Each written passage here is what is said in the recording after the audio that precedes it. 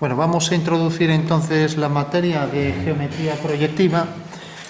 Si, por ejemplo, tenemos un objeto, para entenderlo en el espacio, imaginamos una esfera, ¿no? Una esfera a la que le da luz solar, ¿no? Entonces, imaginamos el cilindro de luz circunscrito a la esfera, ya que los rayos están tan lejos que se consideran paralelos, ¿no? Entonces, esa esfera proyecta sobre el suelo pues una sombra, en este caso, como es oblicua, una sombra elíptica, ¿no? Y aquí, en realidad, tenemos que la separación entre luz y sombra, lo que llamamos línea separatriz, ¿no? Pues marca la sombra de la esfera, lo que se llama sombra propia, y la que arroja sobre el suelo, ¿no? O sea que eso sería, en realidad, un estudio sobre la luz solar en un cuerpo, ¿no? Si sombreamos, pues tenemos, por ejemplo, aquí sería la zona de sombra, ¿no? Y luego la sombra propia y la sombra que arroja sobre el suelo, ¿vale? Bueno, pues este es un ejemplo de algo que se estudia mucho en geometría proyectiva. Vamos a darle aquí para que haya un degradado. Y luego tendríamos ahí también, pues aquí el punto de luz, el lustre, el brillo, la reflexión de la zona de luz respecto al punto de visión. En fin, se estudia mucho en geometría proyectiva porque hay una relación entre esta curva que tenemos aquí, que separa la luz de la sombra, la línea separatriz, y esta otra que tenemos aquí, ¿no? Vale. ¿Qué relación hay? Pues fijaros, si yo, por ejemplo, hago un plano que pasa por esta línea de separación de luz y sombra y considero el plano del suelo, imaginamos entonces que ambos planos se cortan según esta línea de intersección, ¿no? Bueno, pues las propiedades que suceden aquí, hay algunas que se van a mantener invariables, ¿no? Por ejemplo, si yo esta esfera hago por este punto, fijaros que es donde está en realidad la línea de sombra, ¿no? Hago una tangente. Lógicamente, convendréis conmigo en que esta tangente también se proyectará aquí su sombra, ¿no? Imaginando, hombre, una línea no tiene grosor, pero una línea ideal, pero pensamos en que esto es una varilla, la varilla es tangente ahí a la esfera, entonces se proyecta también su sombra hacia aquí, ¿no? ¿Lo veis, no? Bueno, pues ¿qué podemos deducir de esto? Bueno, pues rápidamente ya, que en realidad la propiedad que se conserva pues es la tangencia. O sea que si aquí hay una tangencia, aquí abajo también la hay, ¿vale? Entonces es lo que llamamos un invariante, algo que no varía por proyección, ¿no? O sea que cuando hago una transformación, y esto es una transformación, pasar de unos puntos a otros, en realidad estoy transformando esta curva en esta otra, ¿no? Y vemos también que la tangente se corta aquí y la línea que provoca en realidad la sombra, también tangente, tienen un punto en común, ¿no? Eso quiere decir que la sombra de este punto, siguiendo la dirección de los rayos solares, que sigue la dirección y sentido de esa flecha, caería aquí. La sombra de este punto caería aquí. Y también convendréis conmigo en que al llegar a este punto la sombra es el mismo, ¿no? El mismo coincide con su sombra, ¿no? Bueno, pues decimos que este punto es un punto, en realidad, que se transforma en sí mismo, ¿no? Un punto doble que se llama, ¿vale? Bueno, entonces tenemos, por un lado, una transformación que es pasar de unos puntos a otros, como puede ser en el caso de las luces y las sombras, ¿no? La sombra que se produce, la línea de sombra de separación y la relación que existe con su sombra. O sea que siempre existe una relación entre estos dos elementos, ¿no? Y que esto pasa por un plano, si lo consideramos en el espacio, que corta este otro en una línea, ¿no? Esta línea la llamaremos eje, estas dos formas las llamaremos homólogas. Y luego tenemos elementos que son invariables, como decíamos, la propiedad de ser tangente, ¿no? ¿Vale? Entonces, un invariante proyectivo es algo que se conserva por proyección, ¿no? Entonces, es una de las características de la homología, la invariancia en algunos elementos, ¿no? Que son invariantes. Por ejemplo, la propiedad de las dimensiones aquí no se conservan, porque esta curva no es igual que esta. Si el Sol da muy lateralmente, o sea que eso no es un invariante, ¿no? La propiedad de estar en, por ejemplo, si esto tiene aquí, pongamos por caso, tiene un saliente, la propiedad de estar en, de incidir en ese punto, pues su proyección también la va a tener, ¿no? Entonces, ese es otro invariante, la incidencia es otro invariante, ¿no? La tangencia, ¿no? Bueno, podríamos seguir enumerando, si por ejemplo dibujamos una figura, en Caballera tenemos, por ejemplo, un cubo. Entonces, en este cubo, esta cara se transforma, se proyecta con sus dimensiones iguales. Entonces decimos que esta cara es invariable, ¿no? Bueno, pues esta cara es invariante proyectivo en una proyección por paralelas en una perspectiva caballera. Mientras que esta cara se convierte en un romboide cuando realmente debería ser cuadrada. No es un invariante, ¿vale? Bueno, tenemos también que existe una analogía entre esta y esta figura, ¿no? Pongamos otro ejemplo. Vemos que el caso de las homologías, pues decimos que estas dos formas son homólogas y también son perspectivas, ¿no?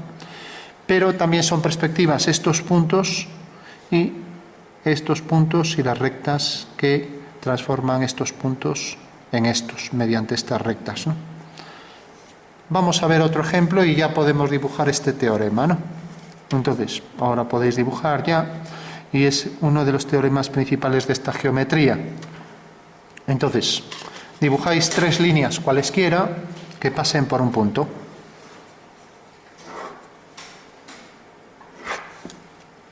Vale. Sobre esas 3 líneas, lo único que hacemos es colocar 2 triángulos, nada más, ¿no? Entonces, fijaros, los vamos a colocar así. Lo voy a colocar en otro color. Pues tengo aquí un triángulo. Voy a coger un rotulador más grueso que se vea mejor. Y entonces vamos a deducir aquí otra propiedad también de esta geometría. Entonces, fijaros que estoy dibujando un triángulo que tenga sus vértices sobre esas 3 líneas, ¿no? Este triángulo, ¿vale?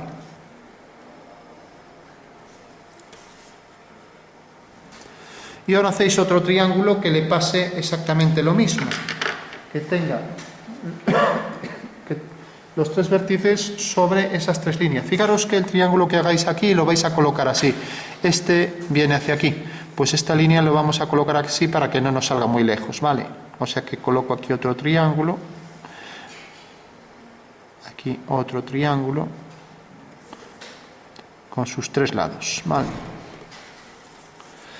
Bueno, estos 2 triángulos se dicen que son perspectivos desde un centro. El centro es el centro de proyección O, y la perspectividad o elementos perspectivos pues se nombran bajo este símbolo: perspectiva desde el centro O, que transforma los puntos A, B, C en A', C' y B', ¿no? O sea que A, B, C lo podemos escribir así: A', B', C', ¿no? Decimos que son perspectivos, ¿no? Bueno, pues ahora, para concluir el teorema, que es el teorema que se llama de Desargues y que le utilizaremos mucho en el curso, ya digo, en dibujo yo creo que es el más importante, igual que en matemáticas es el de Pitágoras, pues este, junto con el teorema de Tales, pues son los más importantes, ¿no? Eso que hay otro teorema fundamental de la geometría proyectiva, pero bueno. Entonces, lo único que tenemos que hacer ahora es, por último ya, prolongar las líneas del triángulo. Entonces, si prolongo a B y prolongo su homóloga A', B', se cortan en un punto, ¿vale? Podéis verificarlo, ¿no? Que al prolongar las líneas, ahora si prolongo a C y prolongo A', C', se cortan en otro punto, ¿vale? Y por último, si prolongo las otras dos, BC y B', C', también se cortan en un mismo punto, ¿no?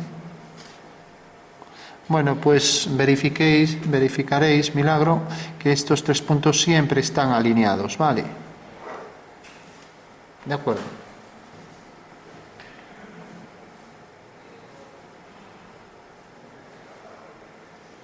Supongo que os habrá salido, ¿no? O sea que siempre al prolongar los lados correspondientes, estas líneas correspondientes BC con B', C', AC con A', C', se cortan en 3 puntos que están alineados, y es el eje, lo que vimos antes, de esa homología, ¿no? Se dice que los triángulos son perspectivos desde O, o sea, tienen sus vértices alineados en una radiación, y también ahora comprobamos que son perspectivos desde un eje. Eso quiere decir que si lo hubiera hecho al revés el dibujo, si hubiera partido de los triángulos, de manera que tuvieran esta propiedad, pues podría ver que también los vértices de los triángulos están alineados con O, ¿no? Vale. O lo que es lo mismo, si hago un triángulo aquí, como veis, este triángulo, y vemos que en realidad tienen aquí los 3 puntos alineados, entonces si ahora dibujo aquí el otro triángulo, al alinear los puntos veremos que realmente pues también se cumple. Fijaros, aquí lo he hecho al revés, aquí tengo un triángulo y aquí tengo otro, ¿no? Vale, bueno, pues como verificáis, también al prolongar estas líneas se cortan en el eje en este lado, pues el teorema diría, si tengo 3 triángulos perspectivos desde un eje, desde una recta doble, ya que aquí contiene, como vimos antes, los puntos que son homólogos de sí mismos, ¿no? Eso quiere decir que si alineamos los puntos, los 3 coinciden todos en un mismo vértice, ¿no?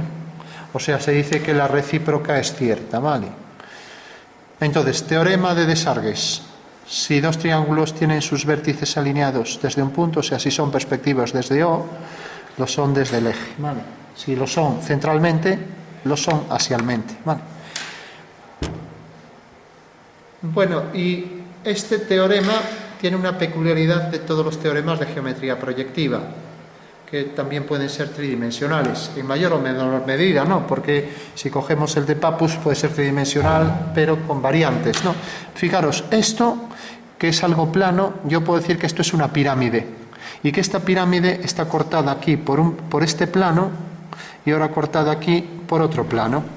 Entonces, de repente, este plano de abajo corta la pirámide según este triángulo, y este plano corta la pirámide según este. Por lo tanto, verifico que efectivamente, aquí ya podemos ver una demostración. Efectivamente, los 2 planos se cortan aquí y las líneas de estos triángulos se cortan necesariamente en el eje, ya que esta línea está en este plano y esta línea está en este plano. Por lo tanto, este punto es común, ¿no? Con lo cual, ya para que se entienda mejor, podría decir, bueno, pues esta pirámide, fijaros que he convertido un teorema que tenéis ahí dibujado que es plano, ahora lo he convertido en 3D. Bueno, típico de la geometría proyectiva. ¿Qué pasa? Que la geometría plana es más fácil de intuir, ¿no? Entonces, como esto está por delante, pues bueno, habría que marcar toda esta cara en oscuridad, ¿no? Es una única cara. Y esta cara luego vendría por aquí y luego continuaría todo por aquí, ¿no? O sea que digamos que la pirámide está cortada aquí. Bueno, se entiende el dibujo en el espacio. La pirámide está cortada por 2 planos. Aquí tendríamos este plano. Este plano corta la pirámide según este triángulo, ¿no?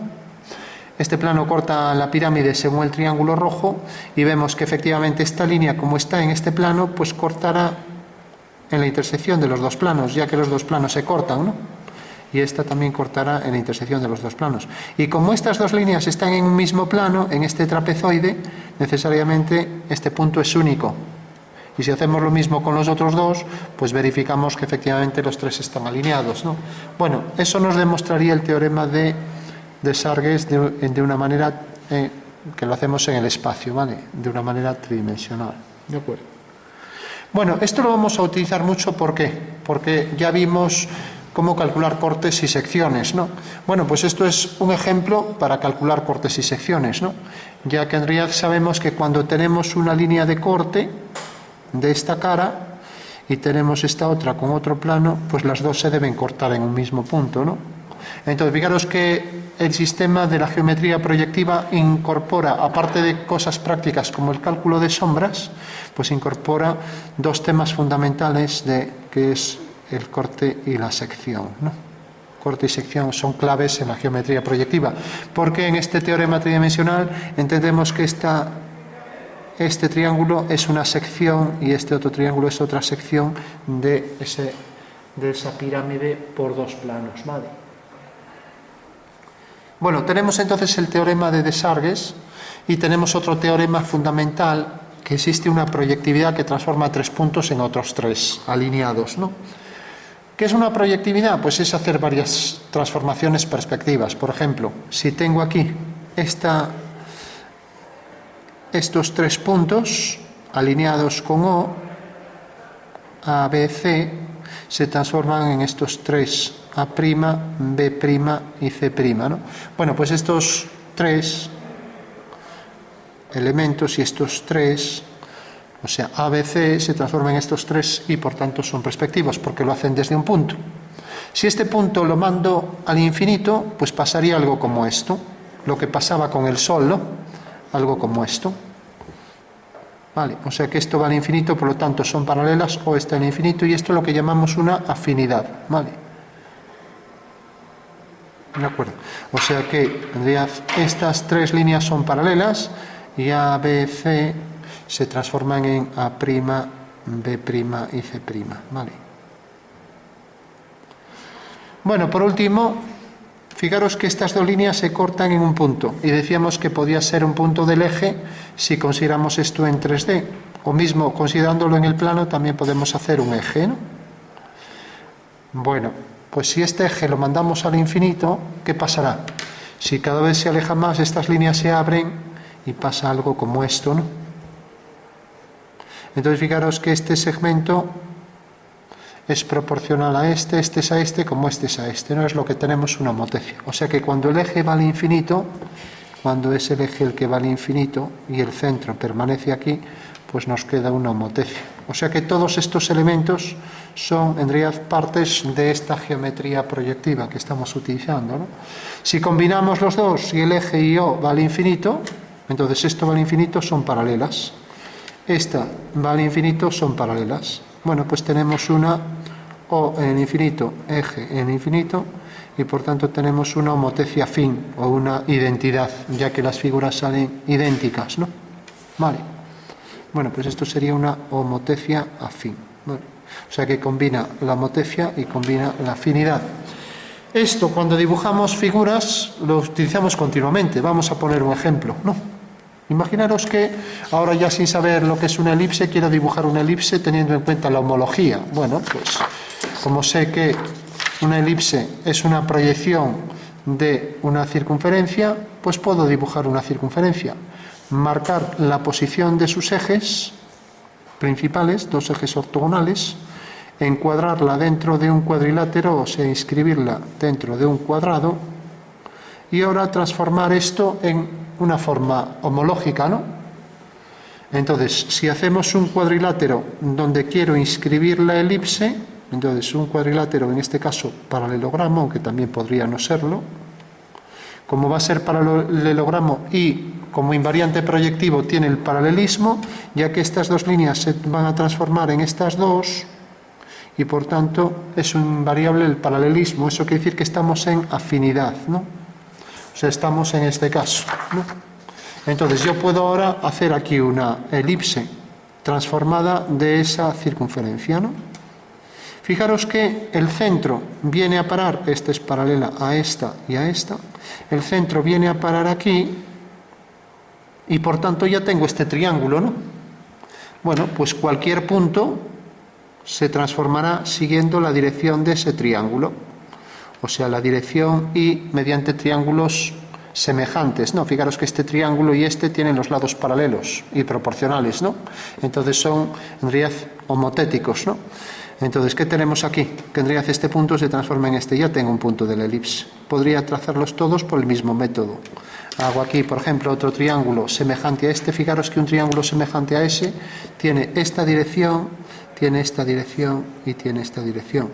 Hago lo mismo, por ejemplo, para este punto, bajo aquí esta línea, sigo esta dirección y ahora sigo esta dirección y tengo ahí otro punto de la elipse. De esta manera puedo trazar ya la elipse al completo y obtener todos sus puntos. Como veis, puedo trazar una elipse sin saber el concepto de elipse, pero controlando el concepto de geometría proyectiva, en este caso de homología por afinidad, ¿no? Ahí tenéis un ejemplo, ¿no? Entonces, fijaros que aquí en la afinidad, pues mantenemos las paralelas. Este caso también es una afinidad, porque hay paralelismo, ¿no? Vale.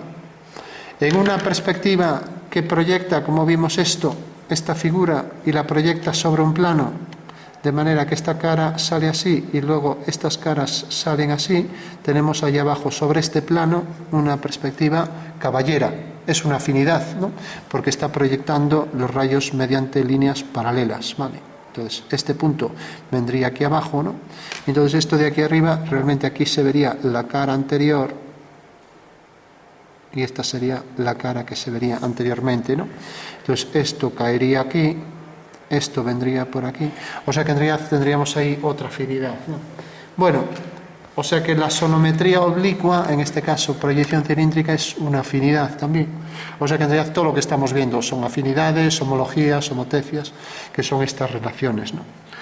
Entonces, por último, vamos a dibujar otro teorema y ¿es posible transformar 3 puntos cualesquiera sobre una recta, 3 puntos alineados, en otros 3, por ejemplo estos 3, y nos metemos ya en el teorema fundamental de la geometría proyectiva, ¿no? Vamos a poner A segunda, B segunda y C segunda, ¿vale? Bueno, es posible transformarlos. Fijaros que si yo hago una transformación directa como aquí, estoy haciendo una perspectividad, transformar unos puntos en otros directamente desde un centro. Ahora bien, si yo lo que hago es hacer estos puntos, transformarlos, por ejemplo, mediante una afinidad, o sea, por paralelas, los traigo aquí, pues estoy haciendo otra transformación homológica, ¿no? Y como estoy haciendo una segunda perspectividad, pues decimos que esto es una transformación proyectiva. O sea que la proyectividad es un producto de perspectividades, ¿vale? O sea que cuando hago una perspectividad, luego hago otra, o prima, etcétera, ¿no? Pues al aplicar 2 ya tengo una proyectividad, ¿no? Bueno, pues es lo que quiero hacer aquí.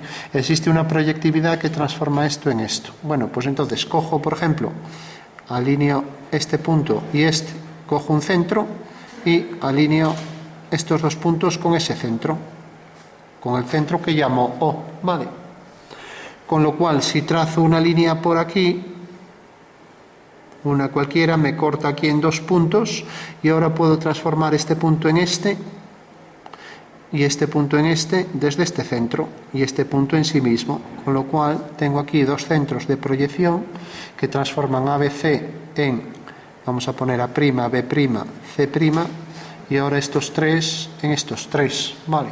Con lo cual tengo ahí un teorema fundamental de la geometría proyectiva, que existe una proyectividad que transforma 3 puntos en otros 3, que eran estos, ¿no? Esto vale para el plano, pero en el espacio no vale. O sea, se puede demostrar que este teorema en el espacio no es válido, ¿vale? Bueno, hay un teorema fundamental, vamos a ver un teorema, y concluimos también con lo que es la correlación, la correlatividad, también la utilizaremos mucho. Si tenemos una cónica cualquiera, sabéis que es elipse, parábola, hipérbola, circunferencia, por ejemplo, este elipse, y cogemos, esto lo podéis dibujar, 3 puntos de cada lado, para entenderlo más fácilmente. Ahora podemos alinear este punto con los 2, el que no tiene enfrente, ¿vale? Con lo cual tengo ahí una alineación de ese punto con estos 2. Ahora hago este con los otros, con el que no tiene enfrente. Y por último hago este, lo uno, con todos menos el que no tiene enfrente. Bueno, pues vemos que en esa cónica estas intersecciones siempre están alineadas en una única recta, ¿vale? La recta de Pascal, que se llama, ¿de acuerdo? Bueno, un teorema de geometría proyectiva que también utilizaremos mucho, porque si tenemos 5 puntos de una cónica, que lógicamente tienen que ser no alineados, por 5 puntos siempre pasa una cónica, pues podremos por este teorema obtener el sexto, ¿no? O sea que con 5 puntos, y esto demuestra realmente, como aquí hay este punto lo podemos obtener, 5 puntos definen una cónica, ¿no? Bueno, pues es el teorema de Pascal, uno de los teoremas de Pascal, ¿no? Bueno, vamos por último a ver solo un tema que lo dejo nombrado, aunque no vamos a hacer ejercicio porque son algo largos, y es simplemente que podemos intercambiar los elementos, ¿no? Los elementos de punto y recta, ¿no? Entonces, si yo, por ejemplo, tengo un punto y lo transformo en recta, en realidad lo que estoy es cambiando el teorema, ¿no? Por ejemplo, por dos rectas pasa un punto. Si intercambio los términos, puedo decir por dos puntos pasa una recta, ¿vale? Bueno, pues esto, en principio esto podría ser un axioma, un principio, un postulado básico, que no tiene demostración porque es evidente, ¿no? Digamos que si se utilizan términos no definidos, pues es una forma para construir un espacio proyectivo, por ejemplo, ¿no? El espacio proyectivo es el espacio euclídeo que utilizamos siempre, pero ampliando los puntos del infinito, ya que aquí las paralelas tienen un punto que llamamos ideal, que va al infinito, ¿no? Bueno, pues este principio tiene aquí su dual. Fijaros que simplemente he intercambiado puntos y rectas. Aquí he dicho por dos puntos pasa una recta y aquí digo por dos rectas pasa un punto. Fijaros que es válido, ¿no? Bueno, pues puedo coger cualquier teorema, puedo coger este y empezar a cambiar los términos, ¿no? Por ejemplo, por tres rectas pasa un punto, me dice el teorema, ¿no? Bueno, pues ahora hago lo contrario. Por tres puntos pasa una recta. O sea que empiezo a hacer así el teorema dual, ¿vale? Ahora, por cada una de estas rectas pasa dos puntos. O sea, fijaros que por cada una de estas rectas pasa dos puntos. Bueno, pues por cada punto pasa dos rectas. Fijaros que este va a ser un teorema dual, ¿entendéis? En el momento en que se descubrió esto, permitió duplicar todos los conocimientos, todos los teoremas de esta geometría, ¿no? Veremos algún caso porque hay casos muy prácticos de esto, pero bueno, lo dejamos como introducción. Esto es lo que se llama formas duales, el concepto de dualidad en geometría proyectiva, ¿vale?